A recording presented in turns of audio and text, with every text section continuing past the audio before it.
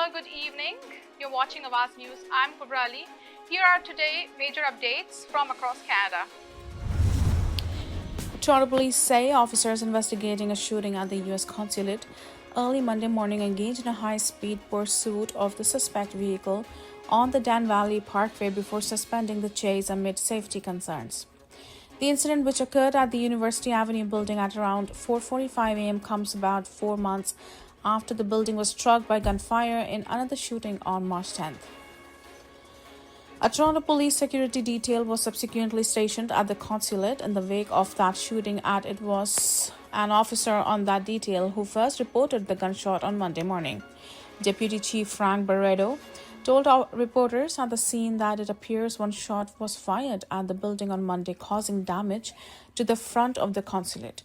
The officer on the security detail noted a white late model Honda Accord with no license plates speeding away from the scene. The vehicle was later located by the officers in 52 Division and a high-speed chase ensued. The vehicle was followed onto the northbound Don Valley Parkway, but officers later discontinued the chase, which involved speeds of more than 140 kilometers per hour. In terms of aerial support, it is my understanding that it was not available at this time. Had it been, no doubt the outcome might have turned out differently, Barreto said. He said investigators will approach this latest incident with the same level of seriousness as the March 10 shooting. Police previously confirmed that the 3 suspects were apprehended in connection with that incident, which was described by investigators as a gun-for-hire scheme involving young people who were hired to shoot at the building. Dozens of people who traveled to Canada for the 2026 FIFA World Cup have since claimed asylum in the country following the match's immigration, refugees, and citizenship Canada has confirmed to Awaz News. According to IRCC, 175 people who flagged FIFA World Cup 26 on their temporary residence applications before traveling to Canada later submitted asylum claims. That's from a total 26,111 people who traveled to Canada and flagged the World Cup as their purpose for visiting. The figures were first reported by the Globe and Mail. Over the course of the 5-week Men's World Cup, co-hosted by Canada, the US and Mexico, 13 matches took place in Canada, in Vancouver and Toronto. People who later claimed asylum originated in a dozen countries: Bangladesh, Burundi, Colombia, Ecuador, Egypt, Ghana, Kenya, Nepal, Nigeria, Pakistan, China, and Senegal. The highest number of claimants came from Ghana with 25 people, followed by Colombia, Egypt, and Kenya with 15 applicants each. A person submitting an asylum claim in Canada must either do so with a Canadian Border Services Agency officer at a port of entry or with IRCC if they have already been granted entry and are in Canada. This year's FIFA Men's World Cup was the most watched edition of a tournament in Canadian history, with 77% of Canadians tuning in and the average person watching for about 15 hours of matches, the Canadian press reported.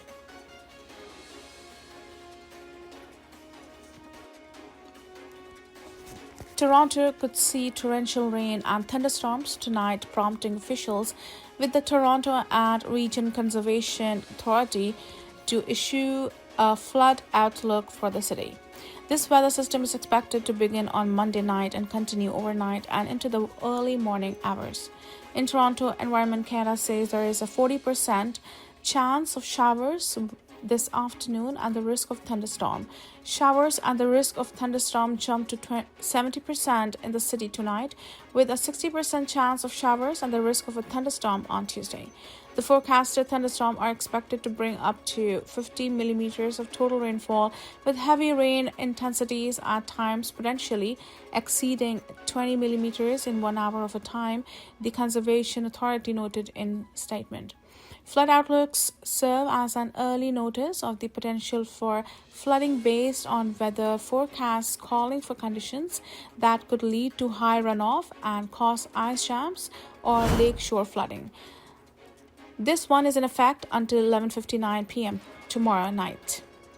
Officials are warning residents to stay safe around water by avoiding rivers and riverbanks, shorelines, and nearby trails, and keep children and pets away from fast-moving water and slippery or unstable riverbanks, and consider postponing water-related recreational activities due to these hazards until conditions improve. They are also advising people to allow extra time for commuting and never drive, walk, or bike through floodwater since it can be deeper or faster than it looks, as well as watch for ponding in low-lying areas and underpasses or near storm drains. All detour and road closures should be followed, says URCA. People are being urged to stay informed by following local weather forecasts and public alerts from Environment Canada, and to share those details as well as flood safety info with their neighbors, especially those without internet access.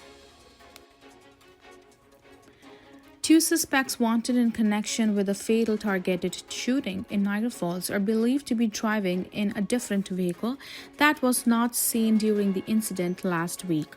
The shooting happened just before 9 p.m. on July 16 at a home on Thorold Stone Road near Dorchester Road. Niagara Regional Police said two suspects visited the home and shot a man with a handgun. The victim was taken to the hospital, but police said he succumbed to his injuries shortly after. Police identified the victim as 35-year-old Michelle Snowdon. Officials said they are searching for a 23-year-old Maruf Bangi and 30-year-old Josta Grace McNeil, who are both wanted for second-degree murder. It is unclear at this time whether the suspects and victim were known to each other. Niagara police said the suspect had drove away from the scene in a newer white Nissan SUV, possibly similar to a Rogue, but that vehicle has since been recovered. In an update on Sunday, police said the suspects were likely driving a black 2021 Mazda CX-5, but officers later located that vehicle too. Detectives said they believe the duo may alter their appearance to avoid being found, which could include changing their hair and facial hair, makeup, or clothes. On Tuesday, police said they now believe Bangi and McNeil are driving a 2016 Toyota Camry with Ontario license plate DFW X808. Officials said the vehicle has LED highlights and damage on the front and rear doors on the passenger side, as well as a large crack on the front bumper on the driver's side.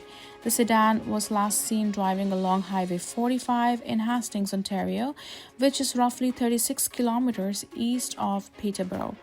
Police ask anyone who sees the vehicle to immediately call 911 and urge the public not to approach the vehicle. Toronto police say they have now identified the victims of two separate cold cases, including a woman was murdered 19 years ago and buried underneath a building in the city's East End. According to police, the first cold case is related to a skeletal remains of a woman found under a former auto dealership in the area of Danforth and Coxwell Avenues in 1995. On May 18, 1995, police said officers were called to the area after demolition workers discovered the skeletal remains of an unknown woman. A forensic examination determined the victim had been intentionally buried after suffering at least 6 blunt force injuries to the head from a hammer-like weapon, police said in a news release issued Monday. We were unable to identify her at that time. We created a composite image of her, released it to the public in 1995, Deputy Constable Michael Kelly told Awaz News. He said the case was recommended for IGG in 2022, but investigators initially had issues developing a DNA profile. Kelly noted that it was just in the last 3 months that investigators were able to make significant progress in that area. The victim has now been identified as Mary McLeod Moffat, police said. Moffat was born in Scotland in 1905 and immigrated to Canada with her family in 1913. They believe she was likely murdered 90 years ago.